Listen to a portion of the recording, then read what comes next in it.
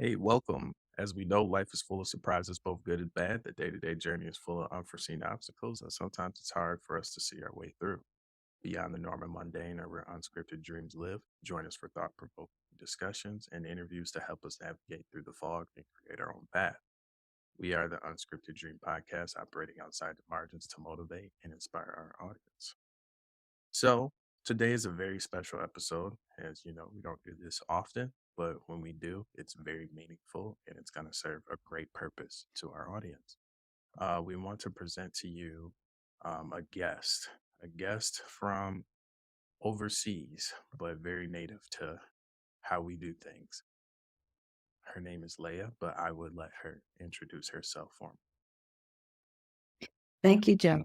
I'm Lea Mison. I live in London, and I'm a psychotherapist and coach working with global nomads and internationals, people who travel about.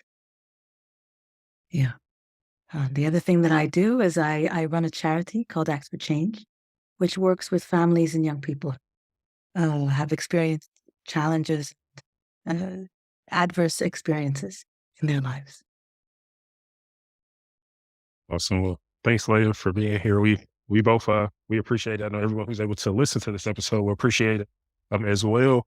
So I guess, Leah, if you could just tell us a little bit just about your background, more about how you got into what you currently do, and what drove you into the just the profession of an expat coach.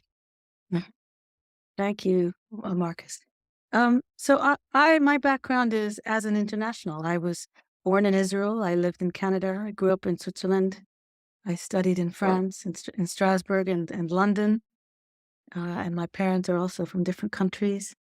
And so the issues that international people have, I grew up with them. You know, the sense of not quite being connected, not quite finding where home is something that I grew up with. I was at an international school. People were coming and going all the time, and friendships. You know, you would start a friendship, and then the person is gone. So those are the things that I grew up with, and from that, I had to find that home in the world for myself. So when I look at my roster of clients, I find that uh, the people that gravitate to me are in some way internationals and nomads, right? Yes. Even if they're people that are local to living in England, grew up in England, they will still have some element of international, an aspect of international to them. Right. So an expat, just to make sure I explain this to the audience so we understand. My understanding is that it's just someone who's decided to reside in another You know, country from their native country, correct? absolutely. So Okay. anyone who's not quite in the place where they belong, right? Where they started off at, right? They were born in one country, they moved to another place, is an expat. Great. Thank you. Thank you for that. Um, so with just, I guess, doing that work and as an expat coach, and having it's just your own personal background, and having to move around a lot like that has an impact. I had to move I didn't move, wasn't switching countries or anything like that. But, just moving just in the US here, moving from like one state to another, like changing my life like quite a bit. Like it was like definitely put me on a different trajectory, just moving like a few hundred miles away. So I can imagine Yes. moving to, at least I was in the same like country. When you're moving somewhere else like that is, I think it can be maybe an enormous weight on somebody, because it seems like there's quite a bit that goes along with that. And I can imagine it's very stressful. And as you're saying, just like having to develop new relationships, and those people departing, or you having to depart. Like I can imagine it can be maybe a bit depressing on top of kind of being challenging also.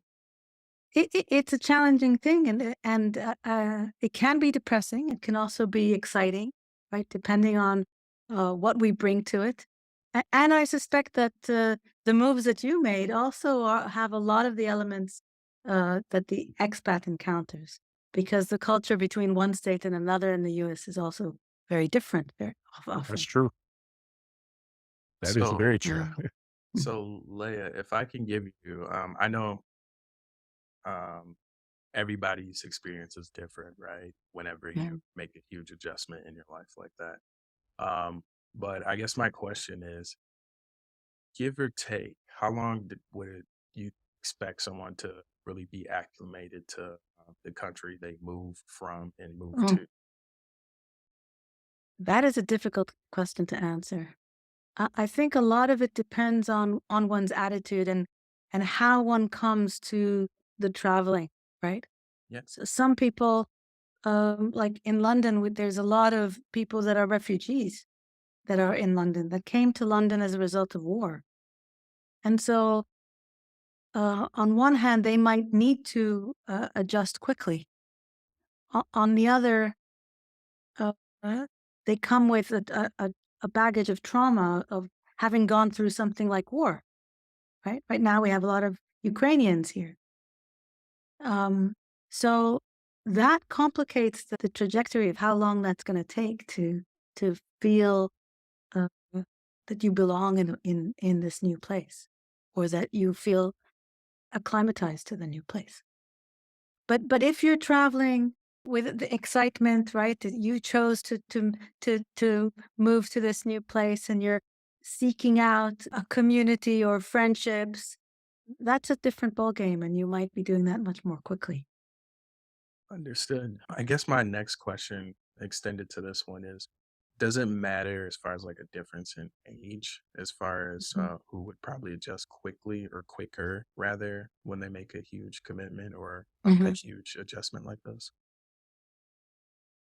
Um, so before answering that question, I want to say right now we find almost two or three groups of people that are traveling and going from country to country.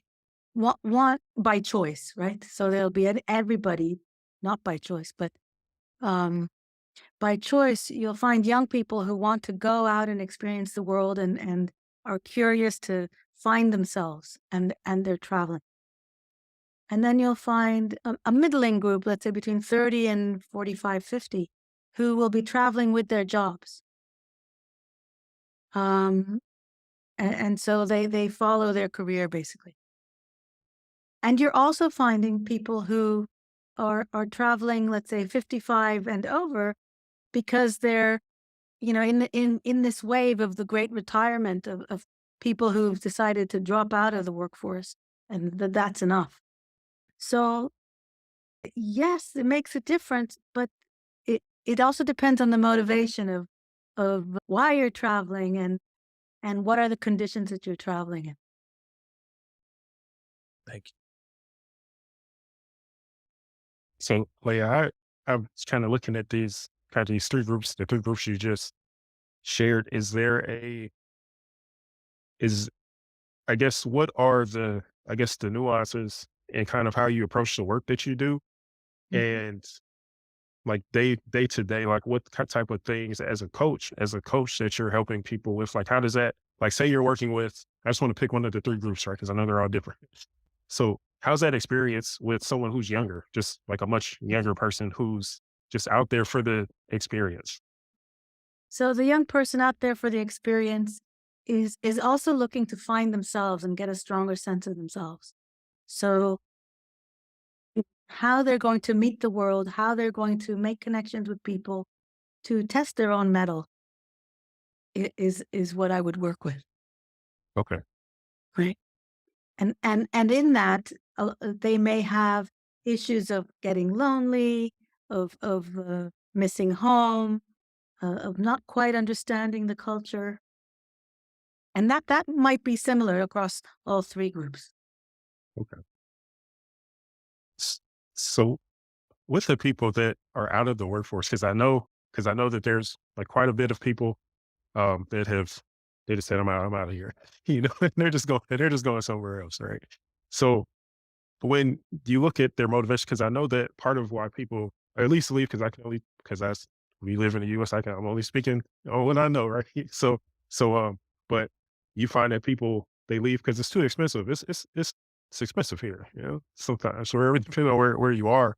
And Yeah. how does that process look for someone who's they're out of the workforce and they're trying to find a good fit?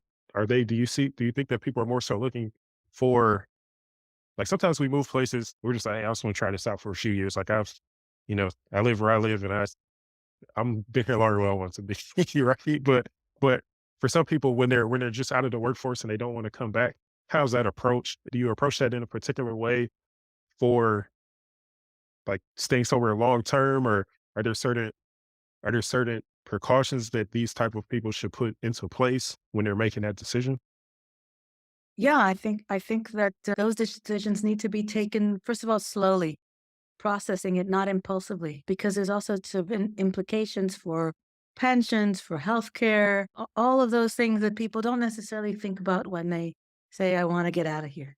And also, it's a time of thinking about one's legacy and what one hasn't quite done, that's unfinished business that we have in the world. And so it's important to also give that expression and not just stay with the constraints of the pension and the healthcare and all of that, right? But to find ways of looking after that and enabling you to go and find what discover things and live the lifestyle that you choose to live.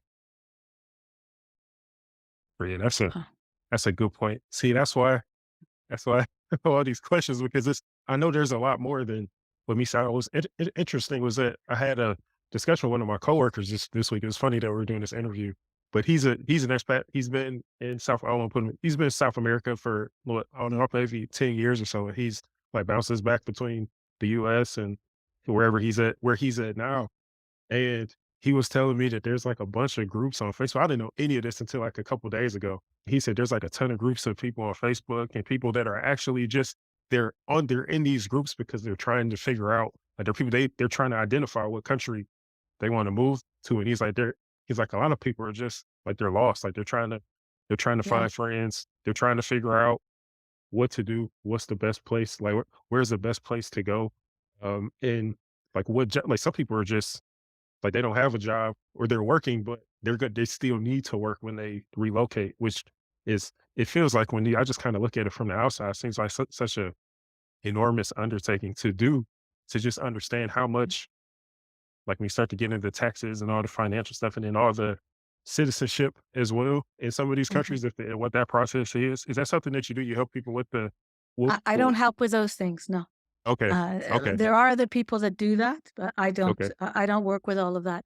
But I think that now with what happened over the pandemic, we Mhm. know that we can do a lot of the jobs that we do from wherever we are. It doesn't really matter where we are. So one can find a job in the US or the UK and live wherever for a lot of jobs. So that I think that's part of why there's this great wave of retirement, right? Because people say, "Oh, I don't have to be tied to the commute, the 2-hour commute I've been doing every day." Um, yeah, Yeah, when I there's took so much more opened up. Sorry. no, you're good. I was gonna say I was part of that community that did the hour to hour and a half commute, and let me tell you, like I don't miss it. I'll say that. Yes. You don't realize how much time is actually like taken to, and then you realize like I have so much more time. It's it's eye opening. Like I don't think I could necessarily go back to your traditional style of going into the office. Mm, Where I work right now, currently, my home base is about 2.5 hours away from where I currently live. So mm. imagine me doing that drive every day. Like, look at how much time you miss. Yeah. So I really feel for people that are dedicated to making that commitment because not only is it draining your energy, it's also draining like your resources as Yes, that's right. Uh, and I think now, as we find more creative ways, more flexible ways of doing our work, when as our work gets defined differently, um, it opens up a lot more possibilities for us. for how to spend our time, the extra time that we've generated by doing work differently. So, like, I often think about like going somewhere else, like living somewhere else, This is and a just weekly having, conversation, yeah, by the way. just having to, just having the opportunity to just see what it's like to live in another country. Because this is, the U.S. is all I know. You travel places, but traveling somewhere for a few days versus actually living there, that's two complete different experiences. Once you get away Yes. from the tourists, once you get away from those tourist areas, it's a different out there, right? So, Yes, that's so, true. so, but my thing, I guess one of my hesitations and the things that I kind of think about is, well, I'll go to this new place and then I'll be out of place. Like I'll be there. It looks good. Mhm. Everything that I think is okay ends up not being okay, and then I need to get out of there. But just also the hesitation of like, yeah, like you want to meet people, you want to build a community.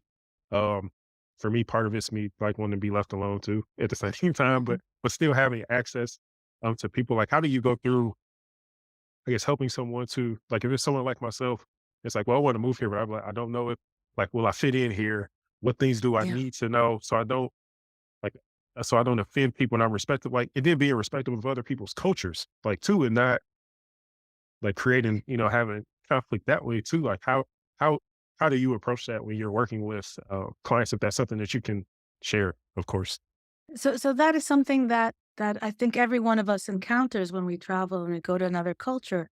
And sometimes that culture is just around the corner in a different community, right? So you already experience that when you go to a different neighborhood. Um, and I guess some of it is about building that curiosity about this other culture and finding out uh, what's different from our culture or the language that we use, and then also finding, and that's where the joy comes in, right? Finding those little nuggets of where actually, oh, we have something in common, we share that, right? And so a lot of my work is around not necessarily looking to fit in. Um, But being able to stand in bring one's own culture and share it with another, and be curious and interested in the other person's culture, or the culture in the environment or the community we're in. And and that's how one fits in, right? By bringing yourself in. So you are the one that welcomes yourself, if you like. And that's a great way. I like how you put that. I like how you put that. Yeah, that's great, and I think that's a good way to, like, really think about it too, and that's, yeah, yeah. I like that. See, it's just the light bulb went off in my head there. But but, uh but, no, outside of that, just I know you have a charity and just Act for Change, and just, wanted to know just more about that because you work with, you work more so with adolescents, but you can, Yeah. um, if you don't mind just sharing a little bit more about that work that you do in Yeah. that capacity? Thank you for that. So Act for Change works with young people from 11 to 18. And now it looks like we're about to go to younger, so 8 to 25, younger and older. A lot coming out of the pandemic, right, in terms of the things that have changed. And we provide counseling and family therapy and group work to the families and the children. So we work with kids who've experienced violence, who've witnessed or experienced domestic abuse, or have Oh, been in gangs, or some of them have been stabbed or have stabbed other kids. We work with kids who are depressed and since the pandemic haven't gone out, stayed at home, oh, don't want to come out, too much anxiety. Kids who are being exploited in one way or another, right? So quite a list of the more complex issues around abuse and trauma that happen to young people. And one of the things we do is we put a community of support around them. So often these kids and their families have been quite isolated for one reason or another, and we put in place a network to support them, as well as therapy. so one of the things that Joe, are you about to go into something? I'll let you.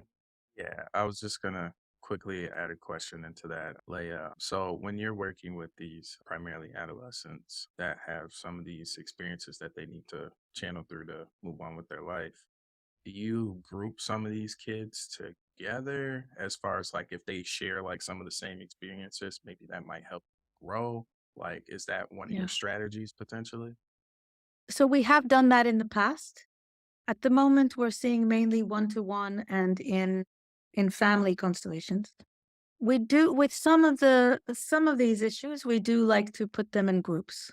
Uh, but it gets sometimes a bit tricky. Understood. So for example, if we're um, we did do at the very beginning, we brought a group together, and it was still useful. Um, we brought a group together who had been experienced in gangs, right? In different gangs, and they were together. They were often talking in code language to each other about things that were going on. And at that point, we thought this isn't quite the best way to run this. Right. So at that point, we stopped running groups for those kinds of kids. So we're very selective when we put young people together. Okay. And at the same time, I would say we have one experience where we went into a school and we supported the kids to support each other, and they were seen as being in a gang as a result. And even though it was a very positive thing for them to be doing, right? So it's a bit complex because we want the kids to also support each other and learn to support each other in ways that are socially positive, right? Absolutely. And the teachers and the school, the adults are also afraid when kids get together and support each other. So it's a complex thing to work with, which means that we also have to work with the whole system when we do that work. Yeah. So there's so that's the first thing I said. It's pretty complex. Those are the words I was going to say. Is that the complexity there? Mhm. So Joe and I both have a background in social work. We both done social work in Great. different capacities, right? But one of the things that you find is that maybe this is the reason why you started your charity work is that the things that we identify when we're doing the work in the field is that the resources are just not there. So in your charity work and what you're doing with the group of the population that you're working with the experiences, the trauma, and the things that they deal with, where do you see if you could just speak on where do you think there's a lack of, I'm sure your charity started out of just there being a lack of support for these individuals. What do you think if there was a way that there could be more support provided in a particular area? What do you think will have the most impact to that group of people if there was more support there for these folks? So I thank you for that question because I think it's a very important question. I think there's two aspects to what you're asking. One, one for me is we need to work with young people earlier.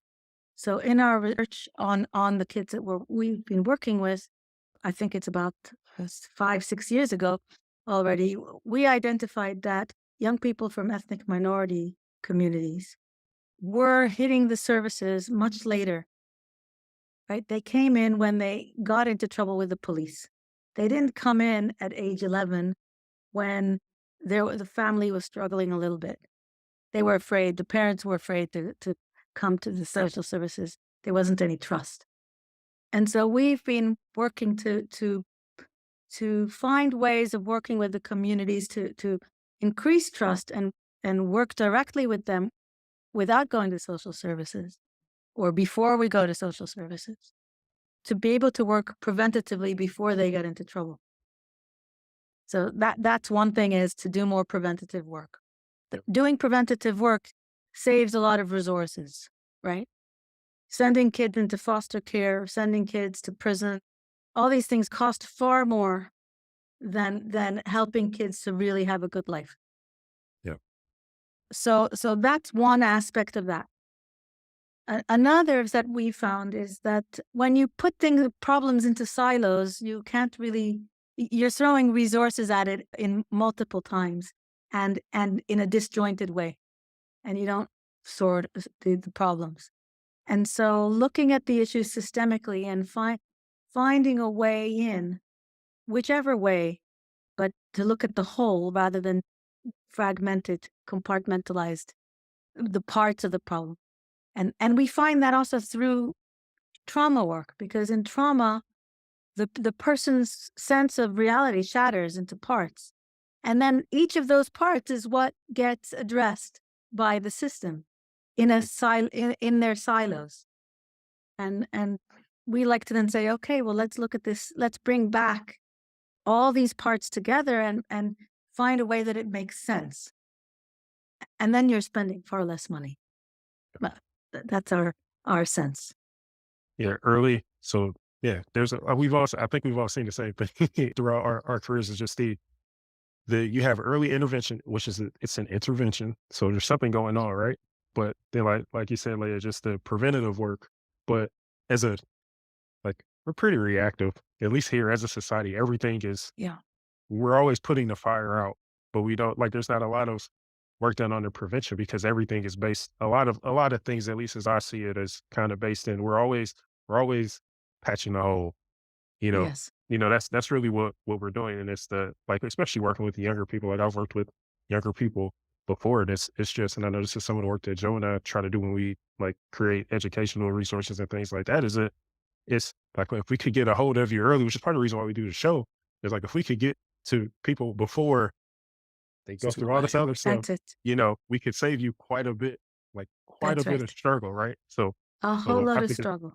yeah, so I think it's awesome that you're doing that work, and I think it'd be, great if like more people like yourself had preventative, the preventative mindset. The thing is that I think a lot of people struggle with being able to see things in the macro, and that's really Yes. the issue, because then you can identify, we're trying to kill the root cause. That's really what we're trying to get at, but Yeah. with all these inflammations and things, and we can't get to, we can't really get to the root of the problem. But I think it's great that you have that take on things, and Thank you. I think that you're doing you're doing awesome work there. Thank you. I'd like to add one more thing because Sure. during the pandemic, I wrote a little book, and the counselors in the charity looked at that little book and thought, oh, we can use it with our young people. And so they started using these figures that I had written about with the young people, and it was very helpful. And so now what we're doing is we're trialing because we recognize that no matter how much resource the governments spend on counseling and mental health, there aren't enough people to deliver anywhere the amount of mental health provision that we need right now.